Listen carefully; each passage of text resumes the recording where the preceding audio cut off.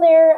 We're just going to quickly go over, I know we've done this on another problem string for number corner, but we're just going to reinforce how to subtract fractions that do not have a like denominator. So in other words, finding a common denominator, and what to do if those common denominators look kind of ugly. So let me get this. Okay, a little focused here. So a couple of terms we're going to need to talk about before we get started. Fractions. And we can see the different representations of fractions on here, but we know a fraction is, I can move all of my junk off of here. It's a ratio of two integers, which is a fancy word for a number expressed as some number of equal parts of a whole. So in normal words, the numerator, the top number, are the parts, and the bottom number is the whole, and it's just telling you how many parts it's been divided into. So here we see the denominator is 4 because this whole has been divided into 4 pieces, and then the part that we are tallying or keeping track of, the numerator, is 1. So 1 piece has been shaded in. Same here. We have our denominator is 3, so that's our whole. It takes 3 to make a whole in this situation. And then our numerator is 1. So just one of those 3 is shaded in. 1/2. We have 1 part out of 2. So if we were to have 2 out of 2, we'd have the whole thing shaded. That's review. What we haven't really talked about too much is improper fractions. And I'm not sure if you've covered this in 4th grade or not, but you can probably tell by our example that these fractions look a little goofy. The numerator is always supposed to be smaller than the denominator, because we even talked about it when we talked about fractions. How if we have 2 out of 2, that's a whole, or 3 out of 3, that's a whole, or 4 pieces out of 4 pieces shaded in, that would equal 1 whole. So it looks a little funny to see that we would have more parts than whole pieces. So if we had a circle cut in half, how could we have 3 parts if there's only 2 in there? Well, that's why they say it's not a proper fraction, because typically the numerator should be smaller than the denominator. So the definition of an improper fraction is it's a fraction greater than 1. Because if we have our numerator equal to our denominator, that is equal to 1. It's not expressed as a mixed number, which we'll talk about in a minute, but it's a fraction where the numerator is larger than the denominator. It can happen. It just means it's just written a different way. So we know that 2 over 2 would be 1 whole, because we're saying that we have 2 pieces, and out of those 2 pieces, it's 1 whole, and we're saying there's an extra piece. So whenever you see an improper fraction, that should tell you that we have 1 whole and then a few left over. Which brings us to the mixed number. That's just another way that you can write an improper fraction so that the numerator is not towering over the denominator. So in this situation, we have 1 whole, which is our larger number, and then another half. So if I were to have 1 whole sandwich and then another half of another sandwich. Same here. This is what happens when you make an improper fraction kind of proper. You were to take the 2 out of 2, make it a 1, and then just have the 1/2 left over. You're just writing it a different way. We'll get into the logistics of how to do that in a little bit. But for now, we're just getting familiar with some of the terms. So a mixed number is a number greater than 1 that's expressed as a whole number plus a fraction that's value is less than 1. And we've dealt with that in the number corner recently. So again, a mixed number and an improper fraction, they can be equivalent. They're just represented different ways. Okay, so that brings us to our problem string today. Again, we've set this up like we typically do. And again, you should set up, well, come on there, buddy. You should set up your problem strings and do this along with me so you have them in your math folder. So we have our problem, our expressions labeled along the left, and then the strategies we're going to use to solve them on the right. So in the first situation, we have 1/2 minus 1/20th. Looks a little ugly. And we talked about this problem when we talked about looking at fractions in terms of money and the values of nickels and dimes and being able to solve those problems. We also talked about representing them as clocks and parts of a whole with that visual representation. We're going to get a little bit more abstract here, which means we're not going to use pictures this time, but we're going to use a process like we did with our number corner video to try to make our denominators the same. We need to have like denominators because, like we talked about with our fractions, the bottom number tells you how many parts, how many parts our whole is divided into, and then our top number tells us how many of those parts we're concerned with. So we have to make sure that everything's divided the same way, so we can make sure that we get an accurate representation of what's going on. So like the past video that we did, in order to find a common or like denominator, you just multiply the denominator on the left times the denominator on the right, and the denominator on the right times the denominator on the left. And we always remember the rule that whatever you do to the bottom, you have to do to the top. So in other words, if I have 1/5, and remember what I said about this little dot, that can mean multiplication.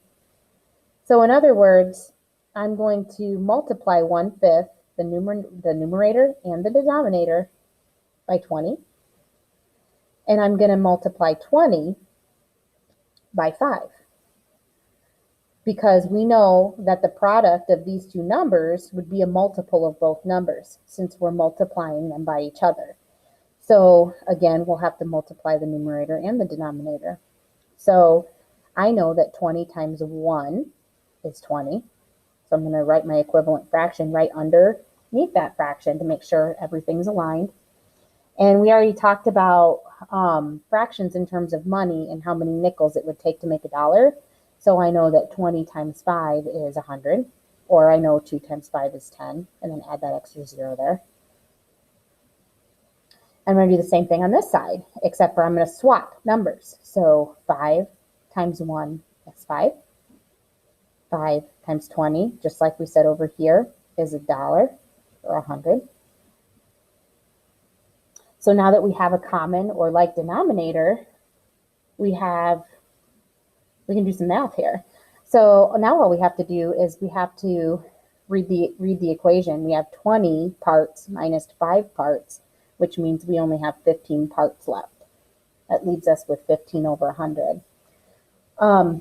We could reduce that fraction by dividing the top and the bottom by a factor, a similar factor. Okay, so in other words, I know that 5 can be divided by 15, and I also know 5 can be divided by 100 because I just multiplied numbers to figure out what that would be. So if I divide 15 by 5, whatever you do to the top, you got to do to the bottom, I'll end up with 3. And then I already know 100 divided by 5 has to be 20, since 5 times 20 is 100. Since 3 doesn't go into 20, that's the smallest reduced form of that fraction. So I can't get any smaller than that. Okay, so we'll do the same for the next one. It looks ugly, but it's not that hard, because if you look, these problem strings seem to always have something in common. And what's the same between this problem string and this one? Hopefully you're either thinking in your head right now or saying out loud, the denominators are the same. So the only thing that's going to change is the top number. So I have 2/5 plus 19/20. I already know I'm going to end up with a denominator of 100 because I already did that math, except for this time I'm adding. But I still have to, since I took the 20 times 5 here and I took the 5 times here, I still have to do it to the numerator. So 20 times 2 is 40. 5 times 19, oops, that's ugly. I can do a magic box. 5 times 10 is 50. 5 times 9 is 45. Oops, 45. That's what I get for rushing. 50 plus 45 is 95. So again, even when I'm, oops, whoopsie daisy, that's my big old foot. So even when I'm adding my fractions, I'm still going to keep my parts the same, or my whole the same there.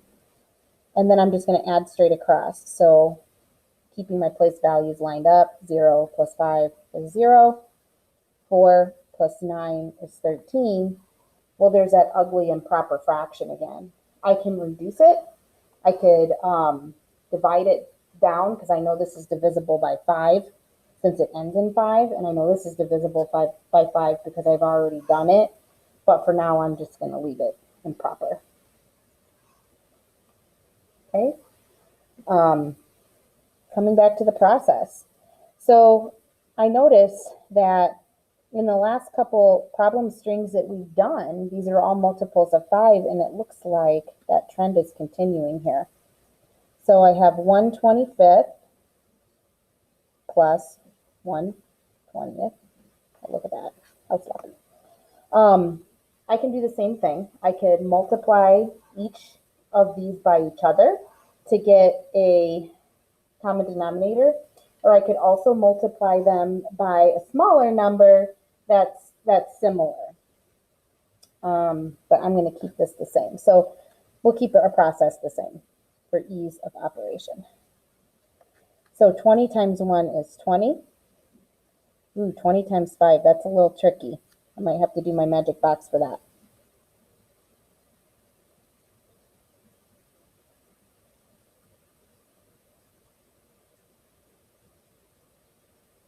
Okay, so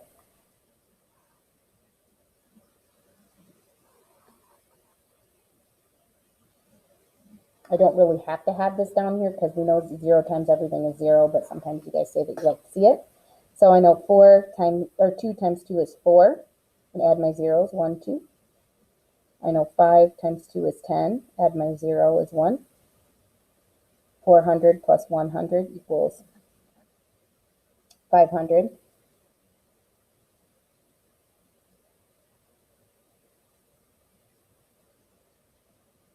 Oh, here I am.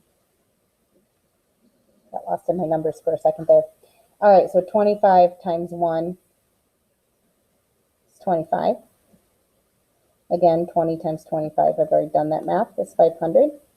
So now I just have to add my numbers straight across. 2 tens is 4 tens. 0 ones plus 5 ones is 5. Again, if I wanted to reduce this smaller, I could. I know this is divisible by 5 because numbers divisible by 5 end in 5 or end in a 0. So I know 5 could go in. I could divide both of these by 5 if I wanted to get a smaller number. 45 divided by 5 is 9. 500 divided by 5 is 100. And I could make that in its smallest form if my directions ask me to. Okay.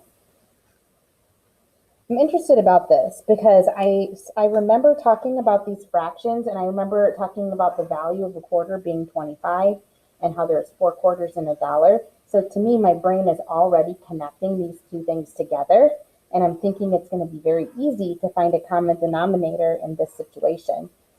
So if I have 1/25th plus 1/4, I'm thinking I don't even really have to do a lot of calculating on paper.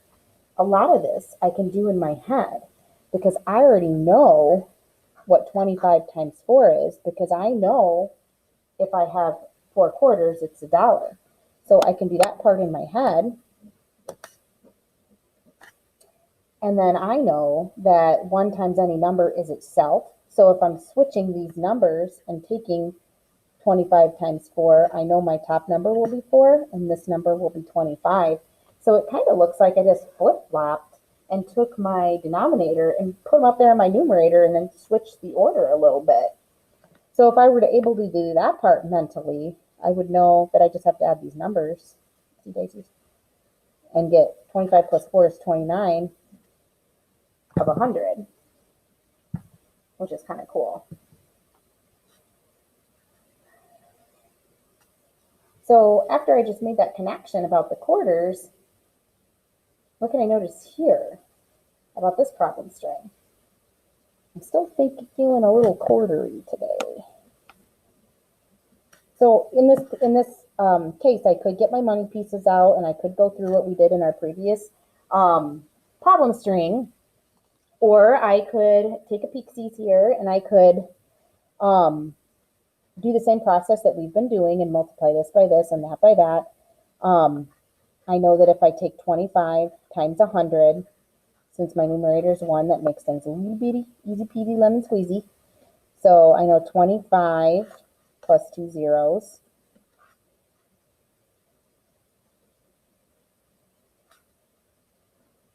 And then I know I would just put my 25 here and my 100 here.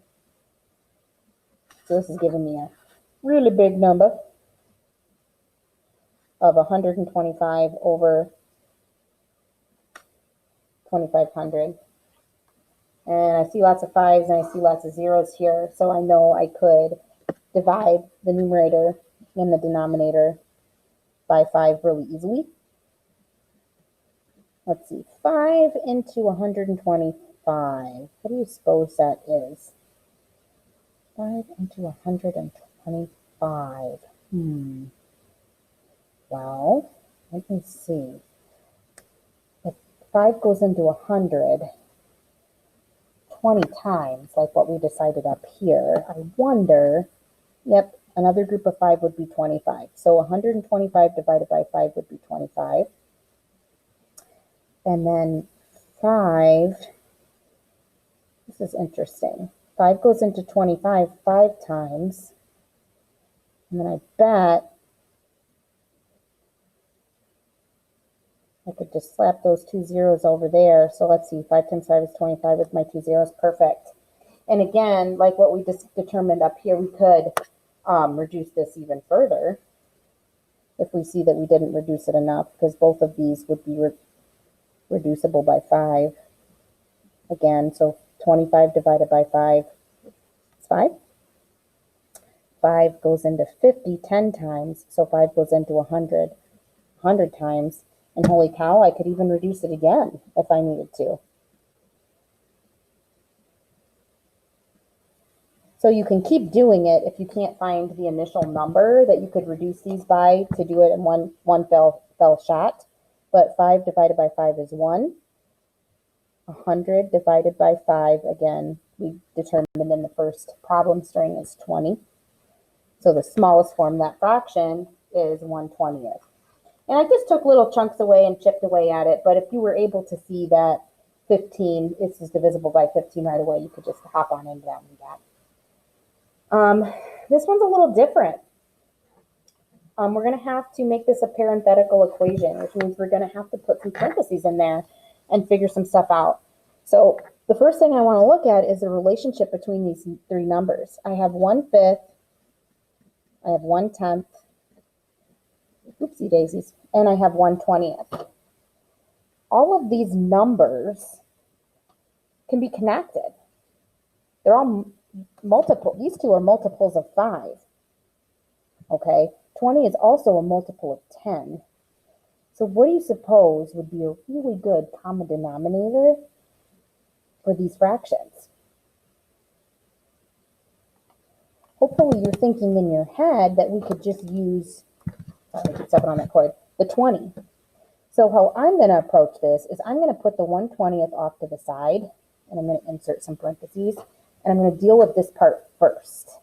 So I have to ask myself, what do I need to multiply by 5 to get to 20? Well, hopefully you understand that that's a 4. And what do I need to multiply by 10 to get to 20? And then that's 2. So I'm going to distribute, using the associative property, these numbers. So I'm going to multiply 4 times 1 and then 4 times 5. So 4 times 1 is 4. 4 times 5 is 20. I'm going to do the associative property over here. 2 times 1 is 2. 2 times 10 is 20. And then I'm just going to dissolve those parentheses because they've served their function. I don't need them to keep things separated anymore because I have a common denominator now.